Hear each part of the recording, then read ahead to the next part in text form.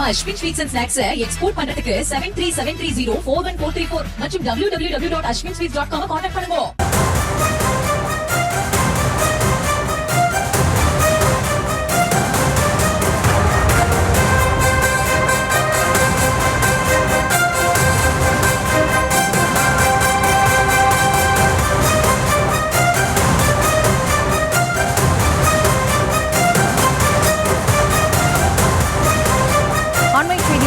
பார்த்து வருகிறோம்.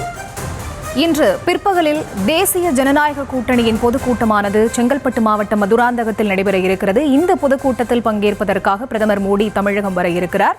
இந்த நிலையில் பிரதமர் மோடியுடன் பொதுக்கூட்ட மேடையில் எந்தெந்த கூட்டணி கட்சி தலைவர்கள் அமரப்போகிறார்கள், என்னென்ன ஏற்பாடுகள் இந்த பொதுக்கூட்டத்திற்காக செய்யப்பட்டிருக்கின்றன என்கிற அண்மை தகவல்களோடு இணைகிறார் எமது செய்தியாளர் லதா. அவரிடம் பேசலாம். வணக்கம் லதா, விவரங்களை நீங்க பதிவு செய்யலாம்.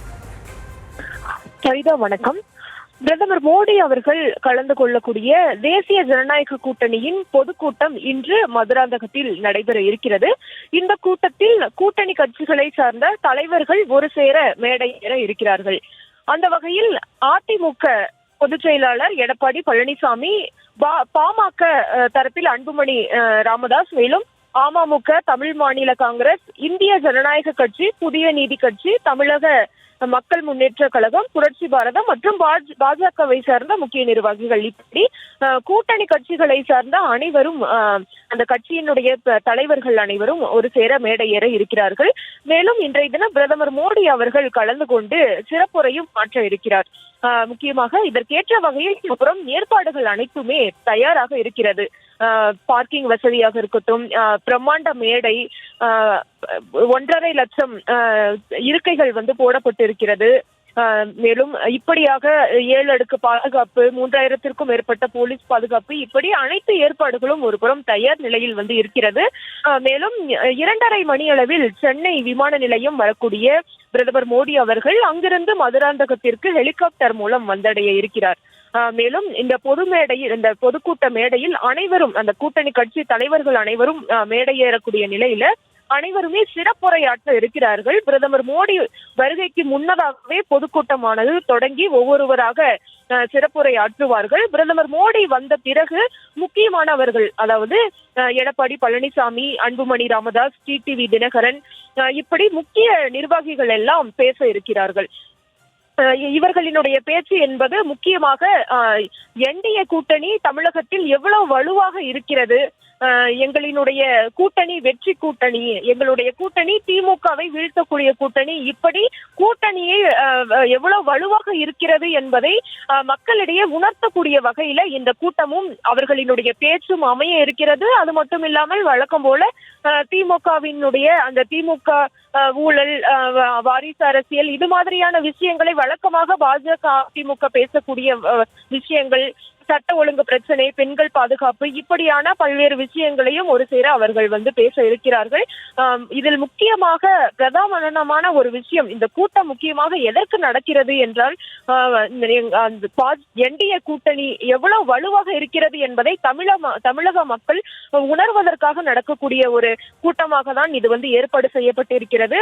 இதில் நம்ம முக்கியமான ஒரு கேள்வி என்பது 2021 ஒப்பிடும் போது இது வலுவான கூட்டணியா என்ற கேள்விகள் எழுகிறது. ஏனென்றால் பெரும்பான்மையானவர்கள் அனைவருமே அப்போது கூட்டணியில் இருந்தவர்கள் தான் இருக்கிறார்கள். இப்பொழுது கூடுதலாக அமமுகவும் இணைந்திருக்கிறது. இப்படியாக இதில் ஒரு புறம் நம்ம பார்க்க வேண்டியது, இதில் யார் யாரெல்லாம் மேடையேற இருக்கிறார்கள் என்பதுதான். அந்த வகையில் அதிமுக பொதுச் செயலாளர் எடப்பாடி பழனிசாமி, பாமக அன்புமணி ராமதாஸ், அமமுக பொதுச் செயலாளர் டிடிவி தினகரன், தமிழ் மாநில காங்கிரஸ் கட்சியினுடைய தலைவர் ஜி.கே. வாசன், இந்திய ஜனநாயக கட்சியின் நிறுவனர் பாரிவேந்தர், புதிய நீதி கட்சியின் நிறுவன தலைவர் ஏ.சி. சண்முகம், தமிழக மக்கள் முன்னேற்ற கழக தலைவர் ஜான் பாண்டியன், புரட்சி பாரதம் தலைவர் பூவை ஜெகன்மூர்த்தி உள்ளிட்டோர் எல்லாம் ஒரு சேர மேடையேற இருக்கிறார்கள். அது மட்டும் கிடையாது, திருமாறன் ஜி, அதாவது தென்னிந்திய பார்வர்ட் பிளாக் கட்சியின் நிறுவன தலைவர் திருமாறன் ஜி, பெருந்தலைவர் மக்கள் கட்சியினுடைய தலைவர் என்.ஆர். தனபாலன், விவசாய சங்க பிரதிநிதி கு. செல்லமுத்து ஆகியோரும் ஒரு சேர மேடையேற இருக்கிறார்கள். அனைவருமே சிறப்புரையாற்ற இருக்கிறார்கள்.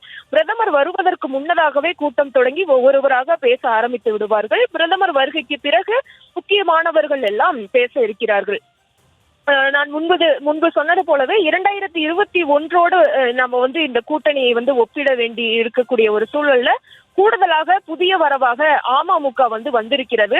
அது மட்டும் இல்லாமல் அப்போது இருந்த ஒரு அதிமுகவுக்கு இருந்த ஒரு பின்னடைவு என்பது தென் மாவட்டங்களில் பெரும்பான்மை சமூக மக்களினுடைய வாக்குகள் கிடைக்காமல் போனது. அந்த வகையில பார்த்தோம்னா தற்போது சமீபத்தில் கூட சுற்றுப்பயணம் சென்றிருந்த எடப்பாடி பழனிசாமி தென் மாவட்டங்களுக்கு செல்லும் போது முக்கியமான இயக்கங்கள் அந்த பகுதியில இருக்கக்கூடிய அதிக சமூக மக்கள் இருக்கக்கூடிய அந்த சங்கங்களை சார்ந்த பிரதிநிதிகள் இப்படியாக பலரையும் சந்தித்து தனக்கு ஆதரவு கோரியிருக்கிறார். மேலும் அவர்களும் கூட பெரும்பான்மையானவர்கள் ஆதரவு கொடுத்திருக்கிறார்கள்.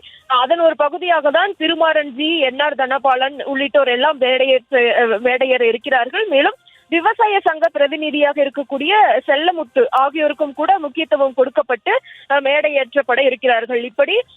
இப்படி ஒரு புறம் இருக்க, ஒரு புறம் அமமுக, அதாவது தென் மாவட்டங்களில் அதிக செல்வாக்கு பெற்ற ஒருவராக இருக்கக்கூடிய டிடிவி தினகரன் அவரும் கூட இந்த முறை கூட்டணிக்கு வருகை தந்திருக்கிறார். எனவே இது ஒரு வலுவான கூட்டணி, எங்கள் கூட்டணி ஒரு வெற்றி கூட்டணி என்பதை மக்களிடையே எடுத்து கூறக்கூடிய வகையிலையும் எதிர்த்தரப்பினருக்கு ஒரு பதிலடி கொடுக்கக்கூடிய வகையிலும், ஏனென்றால் அவர்கள் எப்போதும் சொல்லக்கூடிய ஒரு விஷயம், நாங்கள் தான் வலுவாக இருக்கிறோம், நீங்கள் பொருந்தாத கூட்டணி, இந்த கூட்டணி உடைந்துவிடும், தேர்தல் நேரத்தில் சிதறி போய் விடுவீர்கள் என்று தொடர்ச்சியாக விமர்சனங்களை முன்வைத்து வந்த நிலையில அவர்களுக்கு பதிலாக கொடுக்கக்கூடிய வகையிலும், பதிலடி கொடுக்கக்கூடிய வகையிலும் நடைபெறக்கூடிய ஒரு கூட்டமாக தான் இது ஏற்பாடு செய்யப்பட்டிருக்கிறது.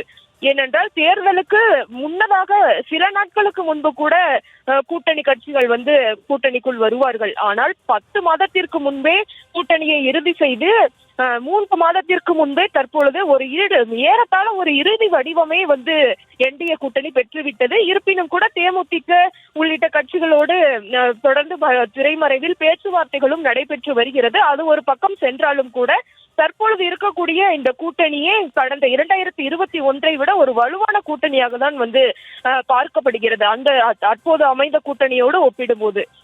அந்த வகையில இது எவ்வளவு வலுவான கூட்டணியாக இருக்கிறது என்பதை காண்பிக்கக்கூடிய வகையில் இந்த ஏற்பாடுகள் எல்லாம் செய்யப்பட்டிருக்கிறது. எனவே பிரதமர் வருகைக்கு உண்டான அந்த நிகழ்ச்சிக்கான ஏற்பாடுகளும் ஒரு புறம் தயார் நிலையில் இருக்கிறது. விவரங்களை வழங்கியமைக்கு நன்றி லதா. நம்ம Ashwin sweets and snacks export பண்றதுக்கு 7373041434 மற்றும் www.ashwinsweets.com கான்டாக்ட் பண்ணுங்க.